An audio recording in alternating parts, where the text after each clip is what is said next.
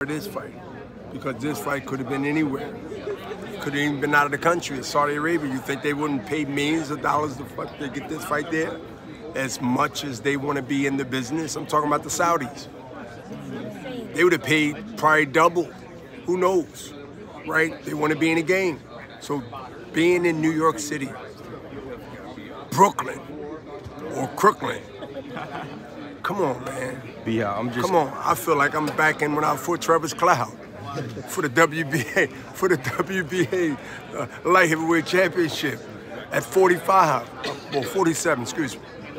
It's crazy. Bernard, at the face-off at the Empire State Building, as a master of psychological warfare, you saw it, right? So, like, as a master of psychological warfare that you were, a master. Devin did slap Ryan, but Ryan also got him to the point to react that way, right? And we haven't seen Devin react that way in really any match that I witnessed him being more of a calm, more of a person that take it on the chin when things are said and things are mentioned. But this particular time, Ryan got a reaction out of him. And to me, that's saying that, somebody that knows something about getting in the head of your opponent. I mean, I think hands down, people understand that if anybody want to speak on how effective that can be, it's Bernard Hopkins. B-Hop, I have a question about your Philadelphia brother, Jerron Boots Ennis, who just I don't want to talk about Boots Ennis. I'm going to talk about what's happening now. That's his business. That's his problem. It becomes our business, Golden Boy, when he run into one of our guys. This fight is so important. To be distracted by whoever would think that anything else is important, especially talking to a promoter, especially talking to somebody that understands the business, to talk about Bruce Ennis or anybody else and not talk about this historic, important, dramatized fight that's happening this Saturday between Ryan Garcia and Devin Haney. What's your thoughts on Ryan Garcia, speaking of distractions in his promotion of the fight? Is it a distraction to, his Twitter rants, the things he's talking about? How do you... I would say they are saying it's a distraction. Until the outcome of Saturday, I'm pretty sure, I'm confident that you will see it was more of a motivation, but it was meant and put out there to be a distraction because who's talking about it? You, them, not I. And so I am asking questions about something that Ryan got those who want to ask me these questions about what he said. So who's being controlled? Who's being led down a whole alley to where they don't even know where they're going, but they just repeating what they seen because they was fed by media content by Ryan Garcia. We all know that all that is out there, but it don't mean nothing when Saturday night come and that bell ring and we all witnessing potentially history or not. That's what the balls come down to. We less than 72 hours away. Am I right? 48 something, right? Do the math. If you want to count these hours, let's count them. I consider this day is over. As a fighter, though, you don't think it takes away from the focus? No. You're known to lock in on fights. No, it don't take away the focus because if you look at things I've said, things I've done prior to the fight, you would be like, man, what Ryan doing is nothing extraordinary or outlandish and outrageous, rather, than what Bernard Hopkins did. And I'm even talking about the flag. You know how many Puerto Ricans still hate me today? And I've been to San Juan. That's the only time I lose weight, when I go to San Juan, because I don't eat nothing for 3 days. So what are we talking about? We're talking about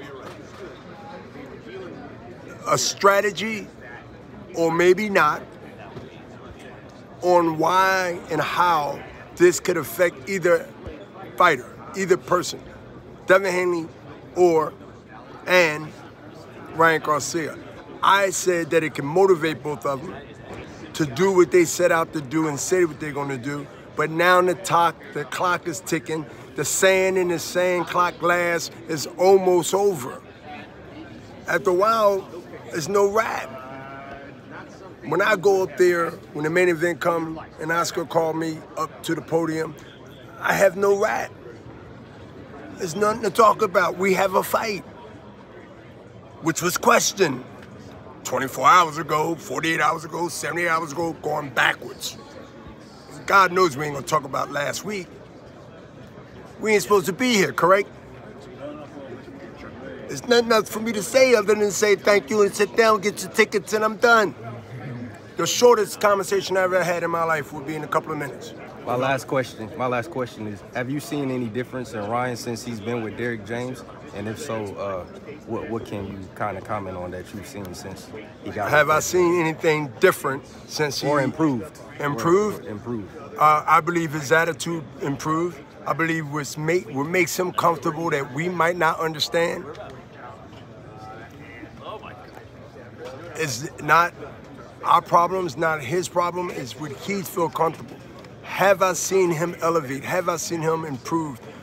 Derrick James only been with Ryan Garcia, what, 2 years, year, whatever? Less than a year, like a year and a half. I gave him 2, so say a year and a half, right? So in a year and a half, Ryan had what, 2 fights? 3 fights. He ain't had more than 3, correct? This is the second fight with Derrick. Second one with Derrick. Oscar Duarte now. So let me tell you something. The great Emmanuel Stewart had fighters he had one time. They didn't look like he had them for 2 or 3 weeks. So let's be. If we're gonna, I don't look for fairness, not from people, right? I look for ignorance and I look for understanding. So I'm gonna give you the understanding after the ignorance. They have a chemistry that suits them and feels to Ryan that he can work with James based on the chemistry that they have. And whether he or I think or someone else thinks that he is not learning or he's not looking different than he did before James is unfair question. And I'd be a fool to try to say yes or no. I can just say, give it a little bit of time. They only been together for 2 fights.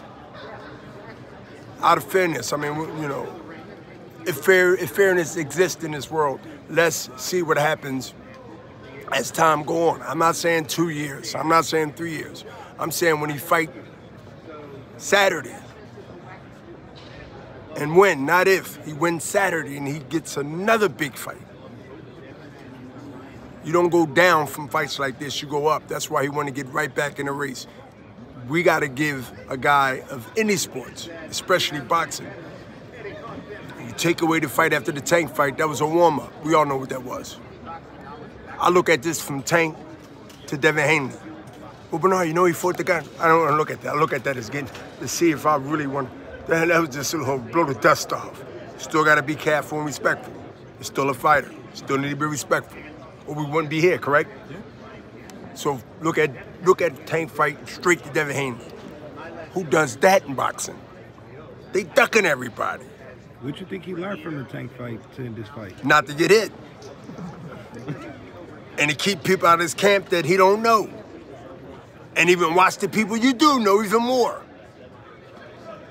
It's lessons and everything. Does Ryan have the fastest left hook, you think, in boxing right now? No, my sister Bernadette does. Bernard, what have you thought of when he talks about I might bite an ear or break a shoulder? Is there? We've seen things happen in big fights. Bo Galata, Holyfield, Tyson. You think did Tyson tell you he was gonna bite Holyfield's ear? No, he didn't. Come on, let's talk about the fights. I don't want to talk about ear biting. I don't want to talk about any stuff that, you know, as far as I'm concerned, it's commercial for a conversation that takes away. It's a distraction. Let Devin Haney be distracted. I hope he worrying about coming to wear earmuffs. Well, let Devin Haney be distracted. Well, he's promising a knockout and meeting Ryan in the center ring. What's wrong with that? Nothing. But I'm saying he never says things like that. To your point, is that Ryan getting him to change his game plan a little bit? I mean, we'll see. Bernard, you've been visiting Ryan during this training camp. How does he look? looks great. He looks great. Looks focused. He looks great when it comes to combinations and the punches. And also I see that he's focused. I see focus. He's looking at me when I talk to him. He's looking at his trainer when I'm talking to him. And he has to take that same energy and that same demeanor for the next 2 days into the fight. Because, look, Ryan been in the amateurs. He's traveled basically the world. He's been around all kinds of fighters, all kinds of personalities. I'm not saying he's a veteran, but he's not a rookie in controlling his fight mode emotions. Fight mode emotions. We all have them. We're getting ready for war.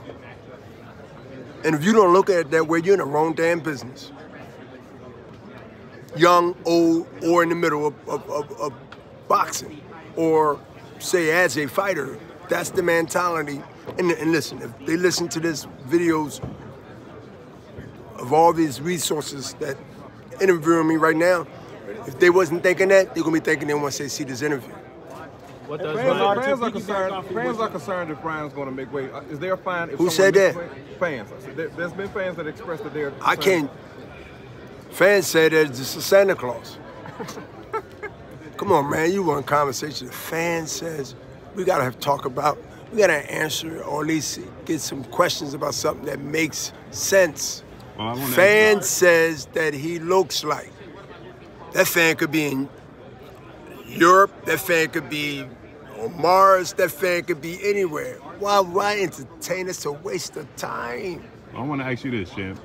How do you feel? How do the person that's delivering the message, which is the messengers, who always get the bad end of the stick, okay, well, never sign them to be the messenger? I'm glad you asked, Bill. How do you feel or see or think when you seen Ryan working with his shirt off and you see Devin Haney working with 2 shirts, correct? Right. Well, who look like who's trying to smother the body and let the heat marinate and hopefully sweat? You think we don't know that game? You think a fighter, an experienced reporter don't know what that means? A guy with no shirt on got weight problems, and a guy with 2 shirts on don't have weight problems. Duh. You don't need any degree from any university to at least make an educated guess that who looks like they're trying to lose weight.